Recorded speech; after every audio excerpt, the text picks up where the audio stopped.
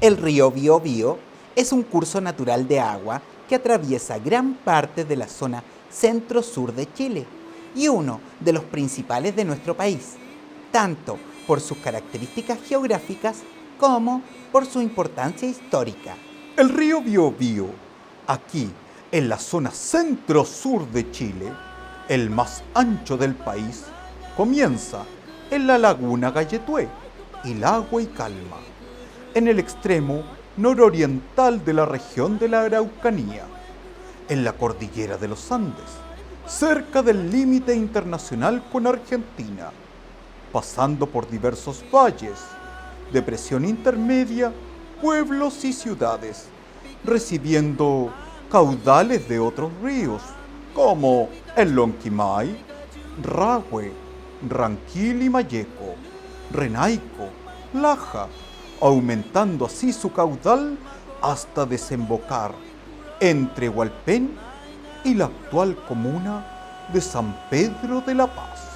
El coloniaje español, allá por el año 1598, lo llamó la frontera segura, después de una rebelión mapuche manifestada en la batalla de Curalaba, durante la denominada Guerra de Arauco. Por esta razón, por su carácter histórico y simbólico, estamos aquí, en este lugar, para conversar con un gran invitado, Pavel Yáñez Nahuelñir, sociólogo, y la docente Ángela Carrasco Millán.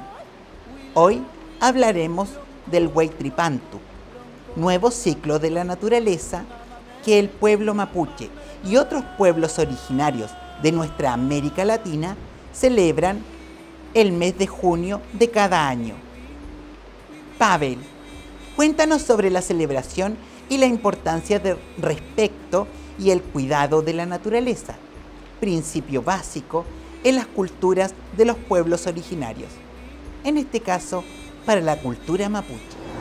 Mira, primero que todo, es súper importante señalar que es súper complejo poder explicar adecuadamente situaciones que se viven en la cultura mapuche en un contexto occidental. Porque las palabras a veces no reflejan necesariamente lo que uno quiere expresar. Entonces, dicho eso, en estricto rigor, primero que todo, no estamos frente a una celebración. Qué importante eso, porque nosotros, como dices tú, en el mundo occidental a veces tendemos a pensar que esto es una fiesta, por decirlo así. Claro, lo que pasa es que mira, en estricto rigor lo que sucede acá es que el inicio, el Huaytripantu, que implica dos procesos importantes. Primero, implica el término de un ciclo, es decir, el término, podríamos decir, el término desde un punto donde inicia el ciclo de la Tierra alrededor del Sol, pero que desde la Tierra necesariamente uno ve que se mueve el Sol, no ve que se mueve la Tierra. Entonces, desde ahí, básicamente lo que hay es un suceso, un evento natural en el que la Tierra ya no puede estar más lejos del Sol. O sea, estamos en el punto más frío. Estamos en el punto más frío, estamos en el punto más oscuro, estamos en el punto más húmedo de lo que es el recorrido de la Tierra por el ciclo que le toca vivir. Los seres humanos tenemos un montón de ciclos, lo que pasa es que no los vemos.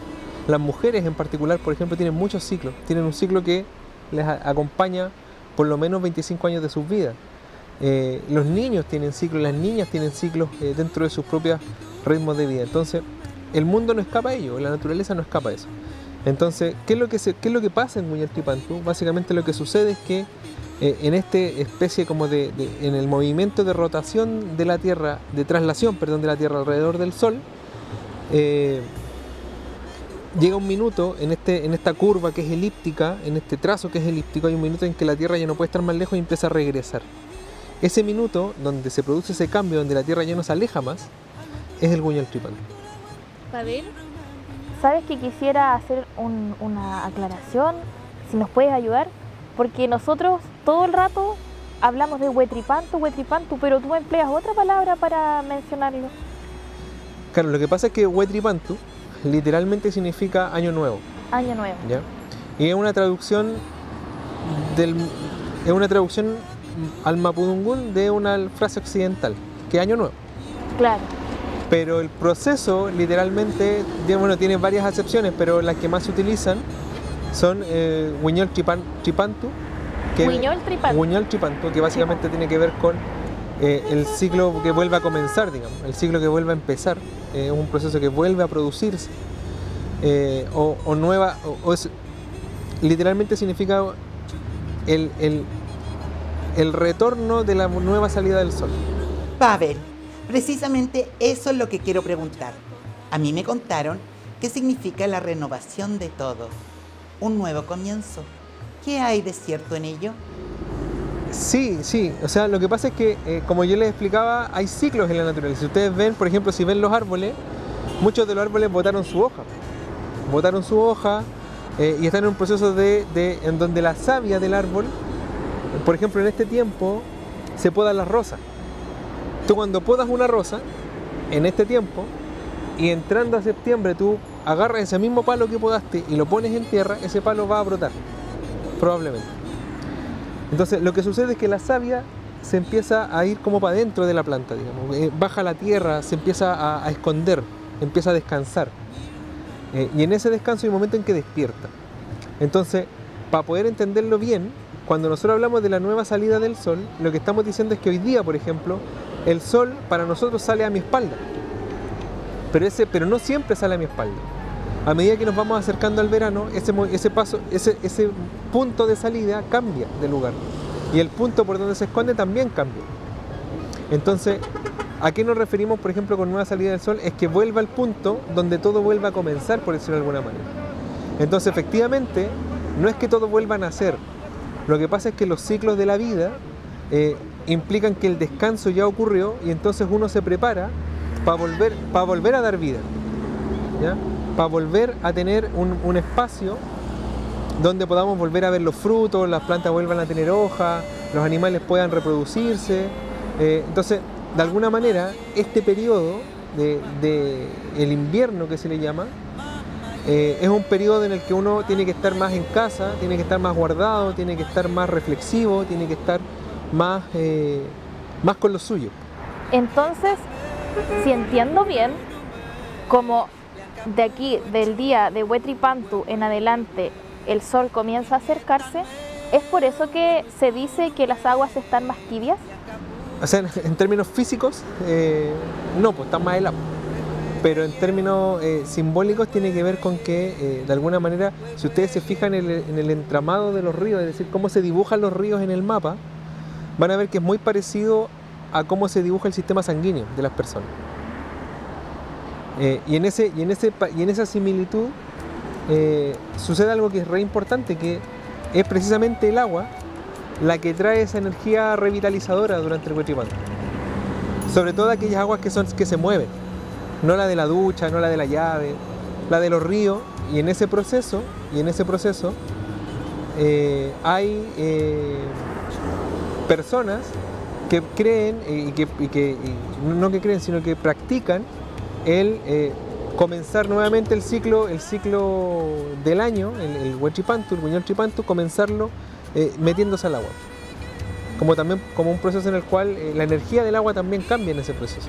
Entonces, de ahí que eventualmente, por el frío que hace afuera, también se siente que el agua está más tibia.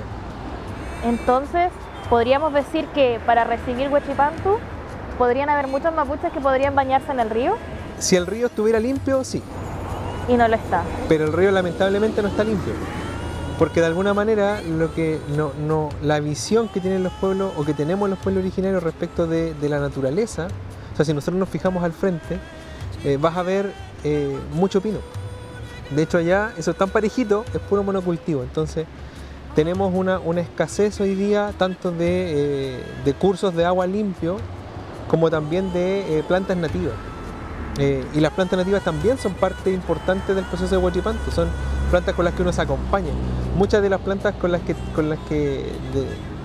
que trabaja la gente mapuche, de las que se alimenta, de las que se fortalece en términos de salud, son plantas que son perennes, porque no botan hojas.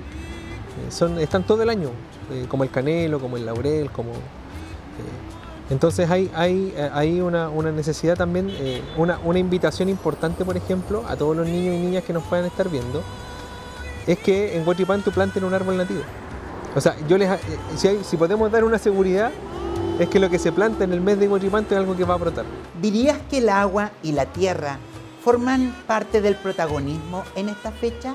Claro, o sea, podríamos decir que pasan a tomar protagonismo, o sea, para nosotros tienen el protagonismo todo el año, pero ojalá que este tipo de conversaciones, lo que les estoy contando a ustedes, permita también que el resto de la gente pueda tomarle esa importancia, porque tiene que ver con el Año Nuevo Occidental. Es una fecha que celebramos los seres humanos y que lo que celebramos es un cambio de calendario, un cambio de folio.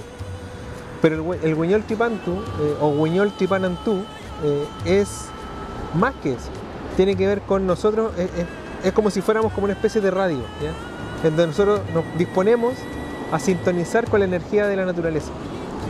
Que cuando empieza, cuando comienza, digamos, cuando reinicia, cuando vuelve a tomar impulso para acercarse a la primavera, al verano, nosotros lo vamos haciendo con ella también.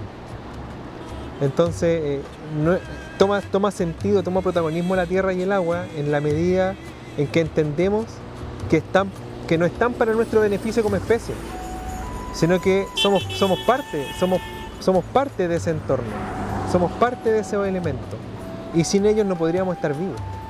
Entonces nosotros tenemos que estar en beneficio de las aguas y de la tierra, no al revés. Es importante esa reflexión, Pavel y Urdemales, porque pareciera que hoy en día la naturaleza no tiene la importancia ni la valoración que debiera. Lo vemos como un bien para nuestro consumo y nada más. Es que ese es uno de los temas que nosotros, al menos desde los pueblos originarios, tratamos de cambiar. Entender que nosotros tomamos una pequeña parte de todo lo que ofrece la naturaleza y que nuestra responsabilidad es permitir que eso siga existiendo para las futuras generaciones. Entonces, el problema para nosotros es que todo lo hemos empezado a ver como objetos de consumo. La ropa, el calzado, los vehículos en los que nos movilizamos, los animales, el agua. Entonces no hemos adquirido la conciencia de lo que significa poder contar con esos elementos. Por ejemplo, es súper importante que los niños y las niñas sepan lo que se demora una papa desde que se planta hasta que se cosecha para poder estar en su plato. Eso hoy día los niños en general no lo saben, los niños y las niñas. No saben cuánto se demora una lechuga, cuánto se demora un tomate, cómo reconocer las plantas que son buenas para el estómago cuando uno come algo pesado. No saben lo que cuesta, por ejemplo, para los niños y niñas que comen, las familias que comen carne, cuánto cuesta producir un pedazo de carne. ¿Qué es lo que significa eso para la naturaleza en general? Entonces, creo que ahí hay un desafío importante que empieza a emerger con estos procesos de Huiñol Tripantu y de volver a nacer y de volver a existir, digamos. En el calendario católico señala esta fecha como una fecha mágica. ¿Crees que el pueblo mapuche reafirma esa magia? A ver, no en el mismo sentido. No en el mismo sentido porque la noche, por ejemplo, la fecha que aquí cuando se celebraba Huiñol Tripantu, o sea, lo primero que hay que entender es que aquí no se celebraba Huiñol Tripantu, ¿ya? No es como que la gente se juntara y dijera, ¿sabes qué vamos a celebrar Año Nuevo? Era un proceso más bien familiar, ¿ya? Más bien íntimo, por decirlo de alguna manera. Entonces, algo sucedía cuando estaban acá los españoles en este lado de la frontera porque no podían pasar el río. Algo sucedía que ellos notaban que los procesos de intercambio se detenían en estas fechas. Es decir, había gente que subía el río, que pasaba el ganado por los espacios donde se podía pasar, que luego bajaba y se los intercambiaba con los españoles. En los tiempos de paz, cuando la corona española ya había reconocido que nosotros los mapuches éramos un pueblo, una nación, digamos, que tenía nuestra propia forma de gobernar. Entonces lo que hizo para poder adaptarse para poder asimilar, fue instalar el 24 de julio la noche de San Juan, o el día de San Juan, que básicamente es una festividad religiosa, pagana, podrían decir algunos, en las que se cree que pueden suceder una serie de elementos o de circunstancias en las que hay una serie de mitos respecto del diablo, por ejemplo, y de otras cosas en las que hasta hace mucho tiempo atrás la iglesia creía que efectivamente se personificaba y que pasaría a recorrer el mundo. Hoy día yo creo que eso está más dejado de lado, pero en el sentido de lo que tú me preguntas, Urdemales, es mágico no en el sentido fantástico, ¿cachai? De la fantasía de lo mágico, sino que es mágico en términos de que suceden cosas que si nosotros sabemos observarlas, vamos a darnos cuenta que están ahí, que son señales que nos manda el entorno y que en general no estamos acostumbrados a observarlas. Por ejemplo, cuando aparecen hay un cúmulo de estrellas que se llaman Gaupoñ, que literalmente significa como papas amontonadas, ¿ya? Y que el mundo occidental le denominó esas papas, les denominó Pléyades. Y creo que eso se aborda en varios videos también, en información en internet y todo. El tema es que cuando aparecen esas estrellas, hay un punto por donde aparecen. Esas estrellas no se ven todo el año. Cuando esas estrellas aparecen, es una señal de que se puede plantar papas. Y cuando esas estrellas se van, es la señal de que hay que cosecharlas. Y que dura ese proceso en el que se ven, dura precisamente lo que dura el tiempo de gestación de las papas. Entonces, ¿qué es lo que se produce ahí?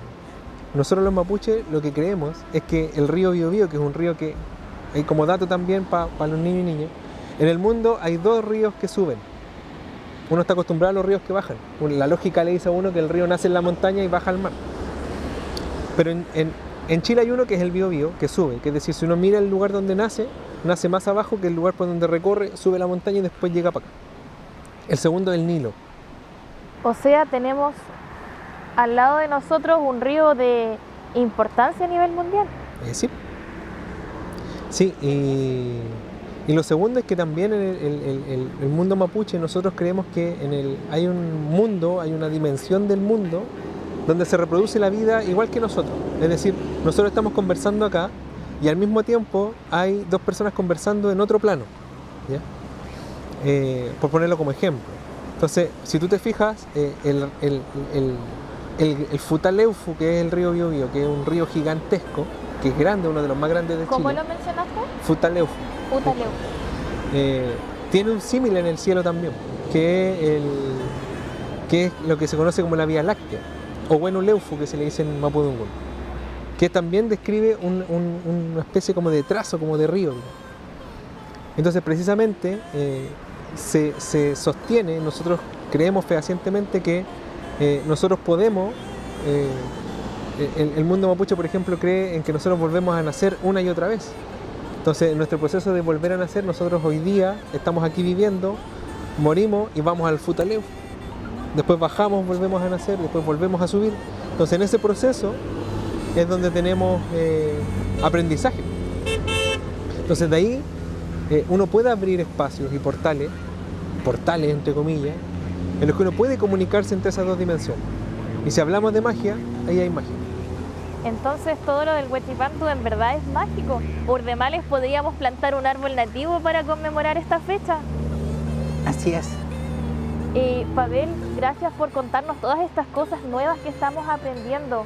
Y para finalizar, me gustaría preguntarte, en el año 2021, ¿en qué día cae entonces Huetripantu? Según, depende. El fenómeno físico llamado solsticio de invierno, y que es el que genera este movimiento de retorno, que es el que ha estudiado la astronomía, este fenómeno físico se produce el día domingo 20 a las 11:30 de la noche.